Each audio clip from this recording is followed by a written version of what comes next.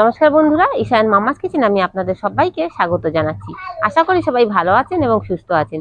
তো আজকে আমি একটা নতুন রেসিপি নিয়ে হাজির হয়েছি। তবে আজকেরও আমি কিন্তু একটা এঁচোড়ের রেসিপি বানিয়ে দেখাবো। তো সেই এঁচোড়ের রেসিপিটা আজকে আমি বানাবো চিংড়ি মাছ দিয়ে। তো আসুন সেই রেসিপিটা করতে আমাদের কি কি লাগছে আর কিভাবে আমরা বানাচ্ছি সেটা আমি রান্না করতে করতে আপনাদেরকে দেখিয়ে দেবো। তাহলে আসুন আমরা রান্নাটাকে শুরু করি। তো আজকে আমাদের এই এঁচোড় চিংড়িটা বানাতে আজকে আমি কিন্তু এঁচোড় কাটাও দেখালাম না, চিংড়ি মাছ কাটাও কিন্তু দেখালাম না। আমি আজকে ডাইরেক্ট আর কি কিভাবে রান্নাটা করছি সেটাই দেখিয়ে দিচ্ছি। আর আমি তো অলরেডি এঁচোড় কিভাবে সিদ্ধ করে সেটা তো আপনাদের দেখিয়েই দিয়েছি। তো এঁচোড় আর আলুটাকে কিন্তু আমি সিদ্ধ অলরেডি আগে করে নিয়েছি। এবার আমি কিভাবে করছি সেটাই আসুন দেখে নেওয়া যাক। আর কি কি আমার এর ভেতরে মশলাপাতি লাগছে সেটাই আমরা দেখে নেব। তো সবার প্রথমে কি করব, আমি কড়াটা যেহেতু বসিয়ে দিয়েছি, গরমও হয়ে গেছে, তেলটা আমি দিয়ে দিচ্ছি। আর তেলটা দেওয়ার সাথে সাথে দেখুন গরম হয়ে গেছে। আর এখানে আমি 200 গ্রাম চিংড়ি মাছ কিন্তু এটাকে ছাড়িয়ে সুন্দর করে পরিষ্কার করে নিয়েছি, নিয়ে নুন হলুদ মাখিয়ে রেখে দিয়েছি। এবারে প্রথমে কি করবো, চিংড়ি মাছটাকে একটু ভেজে নেব। আর এখানে আমি মাঝারি সাইজের যে চিংড়ি মাছটা হয় সেটা নিয়েছি। চিংড়ি মাছটাকে একটু ভেজে নিচ্ছি। তো এই যে আমাদের চিংড়ি মাছটা কিন্তু ভেজে নেওয়া হয়ে গেছে। এবার চিংড়ি মাছটাকে আমরা নামিয়ে নিচ্ছি। এর থেকে বেশি কিন্তু ভাজার আর আমাদের প্রয়োজন নেই। আবারও কিছুটা আমি কড়াইয়ে সর্ষের তেল দিয়ে নিচ্ছি। এখানে ফোড়নে কিছুটা সাদা জিরে দিচ্ছি।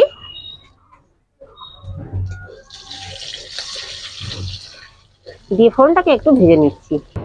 আর এই যে দেখুন আমি কিন্তু এঁচোড়টাকে নুন হলুদ দিয়ে সিদ্ধ করে রেখে দিয়েছি। আমি তো আগের এঁচোড়ের রেসিপিটা আপনাদের দেখিয়েছিলাম আমি কিভাবে তো এঁচোড়টাকে সিদ্ধ করেছিলাম। তো তার জন্য আমি আর দেখালাম না, আমি ডাইরেক্ট সিদ্ধ করে নিয়ে আপনাদের তরকারিটা করে দেখাচ্ছি। দিয়ে এবার কি করবো, ভালো করে একটু এঁচোড়টাকে প্রথমে একটু ভেজে নেব। আর এর মধ্যে আমি নুন হলুদ কিছুই অ্যাড করছি না, যেহেতু আমি নুন হলুদ দিয়ে এটাকে সিদ্ধ করেছি তার জন্য আমি দেখিয়ে দিই এঁচোড়ের তরকারিটা করতে আমার কি কি লাগছে।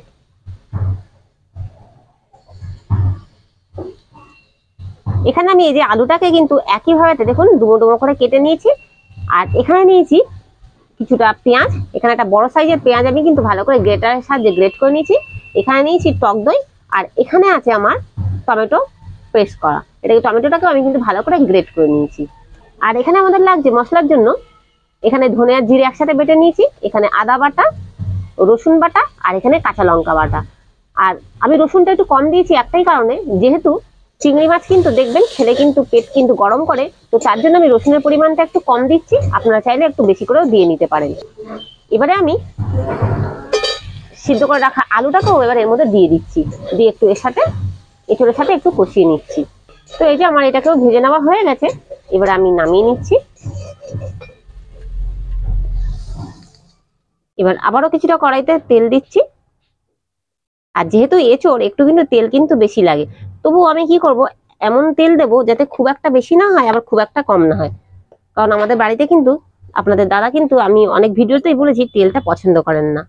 এদিকে যেহেতু আমি জিরে ফোড়ন দিয়ে এঁচোড়া আলুটাকে ভেজে নিয়েছি, তার জন্য কিন্তু আমি ফোড়নে আর জিরে দিচ্ছি না।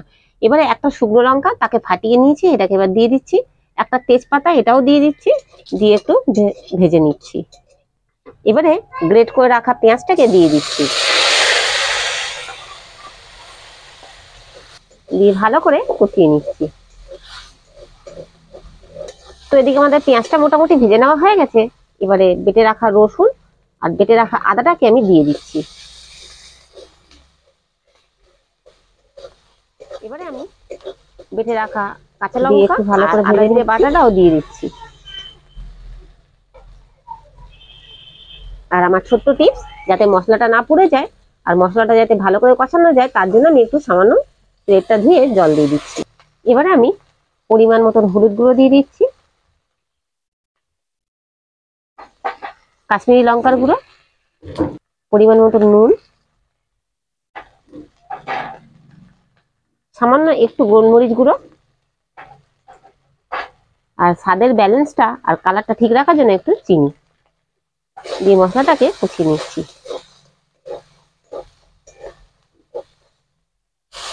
আবারও সামান্য একটু জল দিচ্ছি, মশলাটা যেহেতু একটু লেগে আসছে তার কারণে একটু জল দিয়ে দিলাম। এবারে গ্রেট করে রাখা টমেটোটাকে দিয়ে দিচ্ছি।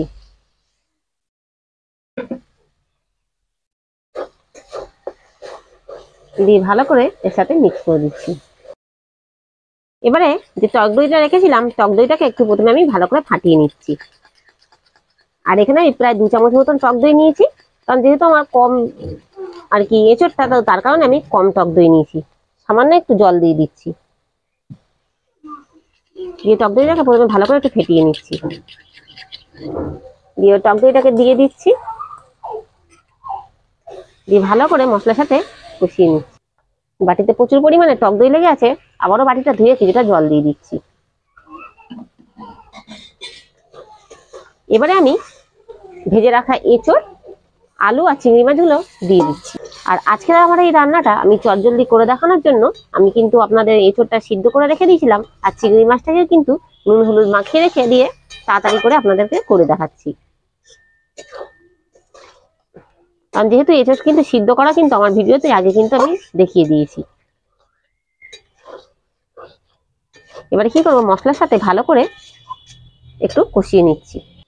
মশলার সাথে ভালো করে এটাকে আলু আর চিংড়ি মাছ আর এঁচোড়টাকে ভালো করে কষালে সুন্দরভাবে এই মশলাগুলো কিন্তু সুন্দর করে এটা কষিয়ে নেওয়া হয়ে গেছে, দেখতেই পাচ্ছেন। এবারে পরিমাণ মতন জল দিয়ে দিচ্ছি।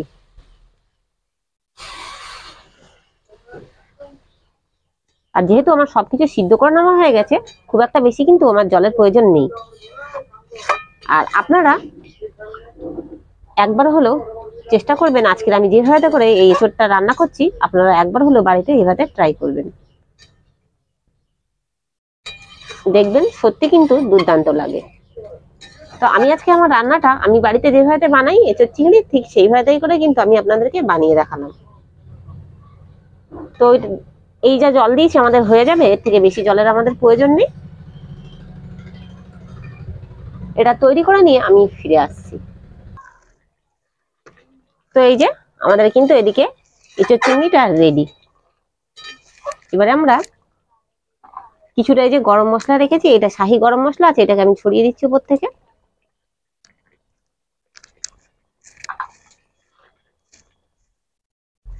আর কিছুটা আমি ঘি দিয়ে দিচ্ছি।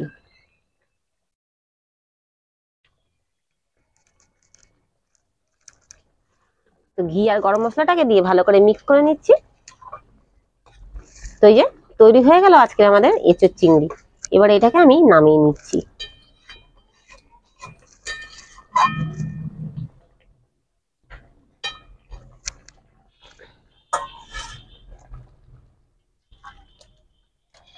তো এই যে আমাদের তৈরি হয়ে গেছে এঁচোড় চিংড়ি। আসলে আমি আপনাদের পরিবেশন করে দেখাই।